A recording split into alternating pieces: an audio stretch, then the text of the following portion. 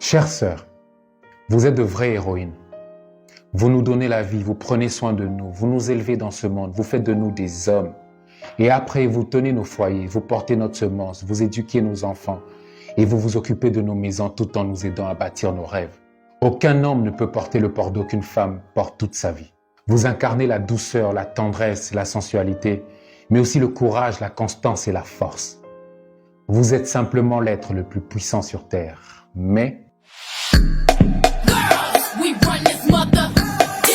vous avez oublié qui vous êtes. La femme est devenue le pire ennemi de la femme et la première raison de l'échec d'une autre femme. Si vous voulez gagner votre combat pour l'égalité, l'émancipation et la parité, vous ne devez plus traiter les autres femmes comme vos rivales, mais comme vos alliés. Et vous devez vous battre ensemble et vous défendre comme des sœurs. Montrez-nous l'exemple de comment on doit traiter une femme.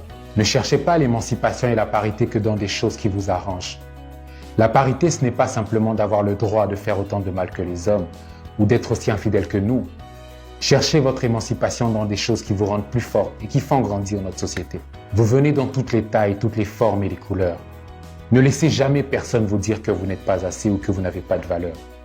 Vous aurez toujours de la valeur si vous vous mettez en valeur. Mais vous devez apprendre à vous valoriser. Apprendre à faire semblant et à ne pas rire, même si cette blague sur vous est drôle, mais dégradante. Apprendre à ne plus vous bouger sur cette chanson qui est si bonne, mais qui dit que les femmes sont des putes. Et apprendre à arrêter d'avoir peur du regard des autres.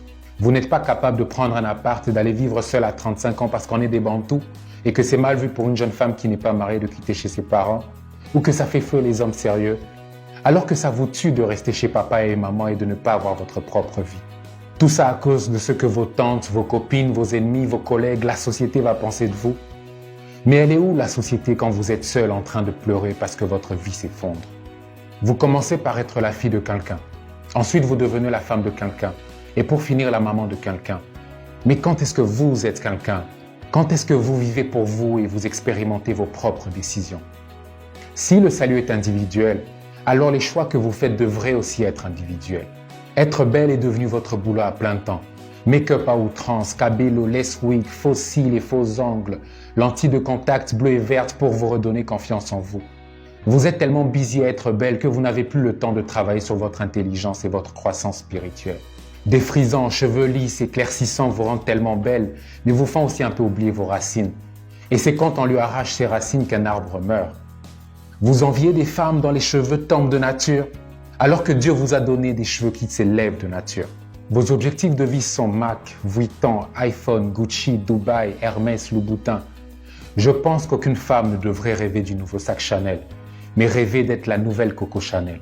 Et pendant que vous passez des heures devant le miroir à chercher qui est la plus belle, il y a 176 millions de jeunes filles en Afrique qui sont excisées et à qui on arrache les parties génitales parce que le plaisir de la femme est un soi-disant danger pour la société. Ouvrez les yeux. Ne vous laissez pas berner par tous ces effets de mode. On est passé de la journée des droits de la femme à la journée de la femme, mais aujourd'hui c'est carrément devenu la fête du pain. Ce n'est pas une journée où vous devrez célébrer, mais une journée où vous devez faire un état des lieux sur les avancées dans la lutte pour vos droits. Il y a à peine quelques décennies, votre place dans la société n'était pas très loin de celle des esclaves. Vous n'avez pas le droit de travailler, de faire du commerce, de voyager sans l'accord de votre mari, de voter, de posséder une propriété ou d'avoir accès à l'éducation. Vous n'aviez même pas le droit de porter un pantalon. Vous pensez que ça a beaucoup changé depuis? Ne vous laissez pas tromper par tous ces discours qui disent que vous êtes faible et fragile. Oui, vous êtes fragile, mais vous n'êtes pas fragile comme une fleur. Vous êtes fragile comme une bombe. Nous, les hommes, on a peur de vous et de votre potentiel. Et vous croyez que votre salut viendra de nous? Apprenez à regarder les petits détails qui en disent long sur un homme. Ça ne sert à rien de dire qu'un homme est mauvais alors que c'est vous-même qui vous êtes fait croire quelque chose qu'il ne vous a jamais promis. Beaucoup de femmes ont tellement peur d'être seules et de rater le mariage qu'elles sont prêtes à revoir leurs standards à la baisse, à prendre le premier venu, à se mettre avec un connard et un mec qui les traite sans respect et à passer ensuite le reste de leur vie à prier que Dieu change son cœur. C'est triste. N'ayez pas peur d'avoir des rêves, des passions, d'expérimenter, de trouver un boulot, de bâtir une carrière, de devenir indépendante. Il n'y a que comme ça que vous ne jugerez pas un homme uniquement à sa capacité financière, mais plutôt à sa personnalité et à son potentiel humain. Donc le seul travail à faire, c'est sur vous. Si vous travaillez sur vous-même, vous allez avoir confiance en vous et vous allez comprendre qui vous êtes. Et une femme qui sait qui elle est et ce qu'il lui faut fera de meilleurs choix. Apprenez à mieux choisir vos hommes. Choisissez des hommes que vous admirez, dont vous respectez les principes et les valeurs et en qui vous croyez. Il n'y a que comme ça que vous n'aurez pas peur qu'ils soient les chefs de vos familles. Ne vous attendez pas à ce que votre relation réussisse si vous croyez plus dans la vision de votre pasteur que dans celle de votre homme. Soyez fiers. Même quand vous doutez de vous, soyez fiers. Ne laissez pas le monde voir que vous doutez parce que le monde adore vous voir douter. Mais ne soyez pas fiers pour rien, donc n'ayez pas peur d'apprendre. Donc n'ayez pas peur de dire je ne sais pas. Parce qu'il n'y a rien de pire qu'une femme qui est pleine de vide. Osez l'amour, osez les projets, osez l'aventure et parce qu'elle est trop courte, osez la vie.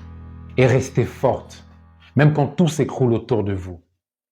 Parce que quand une femme se lève pour elle-même, sans le savoir, sans le dire et sans le faire exprès, elle se lève pour toutes les autres femmes.